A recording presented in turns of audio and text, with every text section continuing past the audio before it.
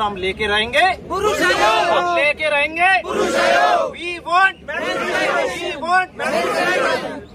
पूरे अगर बिहार की बात कर ले तो पूरे बिहार में मेरे हर अध्यक्ष के पास अगर एवरेज में 2 केस भी पर डे आ रहा होगा तो सैकड़ों केस आते हैं। उसमें सैकड़ों में 85% केसेस में महिलाएं गलत दिख रही हैं हमें, और 15% केस में ही पुरुष गलत हो रहे हैं। तभी हमने टैगलाइन चेंज किया, महिला एवं पुरुष पे हो रहे अत्याचार के खिलाफ एक आवाज। ऐसा नहीं है कि सिर्फ महिलाएं ही प्रताड़ित होती हैं, पुरुष भी बहुत प्रताड़ित होते हैं। साथियों, आपने महिलाओं पे अत्याचार, अन्याय और महिला आयोग सुना होगा, लेकिन अब पुरुषों पे अत्याचार अन्याय हो रहा है, जिसको लेके पुरुष आयोग का मांग किया जा रहा है। और हजारों मर्द पहुंच गए हैं दिल्ली के जंतर मंतर पे, बात सुप्रीम कोर्ट तक जा रही है। और महिला पुरुष सब लोग, जो भी सामाजिक लोग हैं, जिस तरह महिला आयोग में पुरुष लोग भी उसका मांग करते हैं, पुलिस भी महिलाओं पे अत्याचार होता है तो आगे आते हैं जो सामाजिक पुरुष होते हैं, उस तरह जो सामाजिक महिलाएं हैं वो भी पुरुष आयोग के लिए, पुरुषों पे हो रहे उत्पीड़न के लिए प्रखरता मजबूती से आगे आ रही है। और दिल्ली में आंदोलन चला। एक सर्वे की का रिपोर्ट भी सामने आया है, जिस सर्वे में कहा जा रहा है कि एक पत्नियों से 81,000 पुरुषों ने कर लिया है आत्महत्या। बहुत जल्द बनेगा पुरुष आयोग। तो ऐसी जब खबरें आ रही है समाज में, तो निश्चित रूप से ये विचारणीय चीज़ है और जंतर मंतर तक पहुंच गया है। ये बहुत बड़ी बात है और किसी के साथ अत्याचार अन्याय नहीं होना चाहिए, चाहे वो महिला हो या पुरुष। महिलाओं को पे अत्याचार अन्याय हुआ, सब लोगों ने आवाज़ हुआ, तो महिला भी पुरुष पे अत्याचार अन्याय ना करे। ज्योति मौर्य, बहुत सारे लोग ऐसे। आइए जानते हैं इनके नैतिक तर्क, नैतिक विचार और ये क्यों कर रहे हैं पुरुष आयोग की मांग। यहाँ पे मनोज धनखड़ जी यहाँ पे है, ये रोहतक से है। इनका केस आप जरूर सुनिए। ये आलोक मौर्य से भी बड़ा केस है। इन्होंने अपनी वाइफ को एमटेक करवाई, उसको पढ़ाया लिखाया, उसके ऊपर खर्चा किया, उसको गाड़ी दिलवाई, उसके सब सपने पूरे किए, लेकिन उनकी वाइफ जो है उनको छोड़ के चली गई क्योंकि उनका किसी और के साथ अफेयर था। और उसके बाद से ये बेचारा इंसान पिछले 7 सालों से कोर्ट कचहरी के धक्के खा रहा है।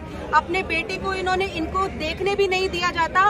और सबसे बड़ी भयावह मैं आपको बात बताती हूँ, वो महिला खुद आयरलैंड बैठी है। उसका बच्चा जो है उसके माता पिता, बुजुर्ग माता के पिता के पास यहाँ पे इंडिया में था। एक बाप को बच्चा नहीं दिया जाता, लेकिन नाना नानी के पास बच्चा रहता है। और अब जो है इनकी बीवी जो है उस बच्चे को विदाउट कोर्ट की परमिशन दूसरी कंट्री में ले गई है और ये बंदा हर रोज धक्के खा रहा है। चाहते हैं कि महिला कानून का जो दुरुपयोग हो रहा है ये बिल्कुल खत्म कर दिया जाए। महिला आयोग की तर्ज पर एक पुरुष आयोग का गठन किया जाए। और अगर हमारी एक उम्मीद ये भी है चीफ जस्टिस ऑफ इंडिया, जिनसे हमें थोड़ी बहुत उम्मीद अब जागी है कि वो हमारे लिए कुछ करेंगे, हमें उनसे बहुत बड़ी उम्मीद है कि जो CAW सेल में जो भी केसेस जाते हैं, चाहे वो 98 से रिलेटेड हो, महिला थानों में 354 से 376 से और पॉक्सो एक्ट किसी भी केसेस से रिलेटेड कोई भी केस हो, तो उसी समय वहां पर एक एफिडेविट ले लिया जाए कि अगर इसी समय दूसरे पक्ष ने आपको झूठा प्रूफ कर दिया, उसी समय जितने साल की सजा उसमें होनी है वही साल की सजा आपको होगी। मैं दावे से कहता हूँ 98% कानून बंद हो जाएगा। आज IAS, IPS, पूर्व जस्टिस, उनके ऊपर भी आरोप लगे, IAS, IPS, जजेस, पुलिस, अन्य वर्ग, सभी लोगों के ऊपर में झूठे प्रकार के केस डाले गए। हर पुरुष प्रताड़ित है, लेकिन आगे आने से अब शुरुआत हो चुकी है। एक मीडिया से कहना चाहूंगा, मीडिया भी कितना उदासीन आप लोग रिपोर्टिंग करते हैं। हाथरस कांड आपके पास था, हाथरस कांड में आप लोगों ने पूरा इसको नेशनल खबर बना दिया था, जहां पे एक लड़की का गैंग रेप के मामले में पूरी मीडिया छाई हुई थी उस चीज को लेकर।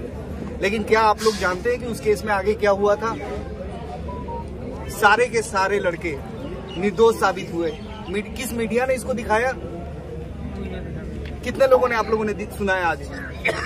ये बात स्ट्रीम मीडिया के लिए कह रहे हैं या सोशल मीडिया के लिए कह रहे हैं? सर, मैं सारे मीडिया के लिए कह रहा हूँ। सोशल मीडिया तो बराबर दिखाती है। सोशल मीडिया सुनिए, हम सोशल मीडिया को कंट्रोल नहीं कर, सोशल मीडिया के बारे में हम नहीं बात कर रहे हैं। We are talking to the main media. आपने 4 लड़कों को और बहुत सारी लिस्ट बना दिया। आप लोग देखेंगे जब भी कोई महिला का सुसाइड हो जाता है, चाहे कोई सुसाइड नोट ना भी हो, अगर उसका मान लो वो शादीशुदा थी तो हस्बैंड का इमीडिएट अरेस्ट हो जाता है। अगर वो नहीं शादीशुदा थी तो अगर उसका कोई बॉयफ्रेंड हो तो उसका इमीडिएट अरेस्ट हो जाता है। और यहाँ पे इतनी सारी मेंस राइट्स ऑर्गेनाइजेशन है, हम सबके पास ऐसे इतने सारे केसेस हैं जहाँ पे बकायदा 4-4, 5-5, 10-10, 13-13 पन्नों के सुसाइड नोट जो है आदमी छोड़ के जा रहे हैं, लेकिन पुलिस FIR भी दर्ज नहीं करती। तो ये क्या इंसान नहीं थे? इन लोगों की कोई फीलिंग्स नहीं आपको थी? नहीं लगता जंतर मंतर के अलावा आपको एक बड़ा आंदोलन छेड़ने की जरूरत है? जी, हम लोग तो हर साल दर साल पता नहीं कितने सालों से अपनी कोशिश कर रहे हैं। कानून मिनिस्टर से मिल चुके हैं, हमारे बहुत सारे मित्र बहुत बार ज्ञापन दे चुके हैं, लेकिन जैसा मैंने पहले बोला कि जो विमेन्स राइट्स विंग है वो कभी भी हमारी आवाज को पुरजोर तरीके से हमारे लॉ मेकर्स को सुनने की, जब भी इस चीज के ऊपर पार्लियामेंट में भी बात हुई है तो विमेन्स ऑर्गेनाइजेशंस जो है या जो लेडी मेंबर ऑफ पार्लियामेंट है उन्होंने हमेशा इस चीज को या तो दबाने की कोशिश की है या यह बोलने की कोशिश की है कि नहीं, आदमियों के साथ कुछ गलत नहीं हो रहा है। तो लेकिन हम लोग अपना आंदोलन करते रहेंगे, कभी ना कभी तो सुनवाई होगी।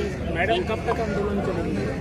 जी, आज का आंदोलन तो हम लोग आज का तो सांकेतिक है, एक दिन का ही होता है हर साल। इससे बड़ा आंदोलन तो हमें तो आंदोलन करने के लिए भी परमिशन नहीं मिलती, वो भी कहते हैं कि नहीं देंगे जी, वो भी महिलाओं के पास है, हम क्या करें? हमारा कई वर्षों से 2 अक्टूबर को जंतर मंतर पर, फरीदाबाद में, अलग अलग राज्यों में, लखनऊ में, अलग अलग जयपुर में बहुत जगह प्रोग्राम होते हैं। हमारा दिल्ली के अंदर मोती नगर में भी 40 के अंदर सेंटर बना हुआ है। हम चाहते हैं कि जो भी पुरुष, प्रताड़ित पुरुष दिल्ली के अंदर आता है वो भी आए और आवाज उठाए अपनी चीजों के लिए। ये आंदोलन आज का नहीं है, ये हर वर्ष पूरा कंटिन्यू चलता रहेगा।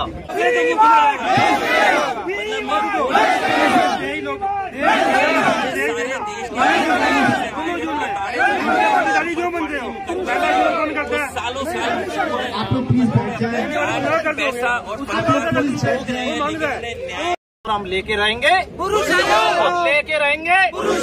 We want, we want। पूरे अगर बिहार की बात करिए तो पूरे बिहार में मेरे हर अध्यक्ष के पास अगर एवरेज में 2 केस भी पर डे आ रहा होगा तो सैकड़ों केस आते हैं। उसमें सैकड़ों में 85% केसेस में महिलाएं गलत दिख रही हैं हमें, और 15% केस में ही पुरुष गलत हो रहे हैं। तभी हमने टैगलाइन चेंज किया, महिला एवं पुरुष पे हो रहे अत्याचार के खिलाफ एक आवाज। ऐसा नहीं है कि सिर्फ महिलाएं प्रताड़ित होती हैं, पुरुष भी बहुत प्रताड़ित होते हैं।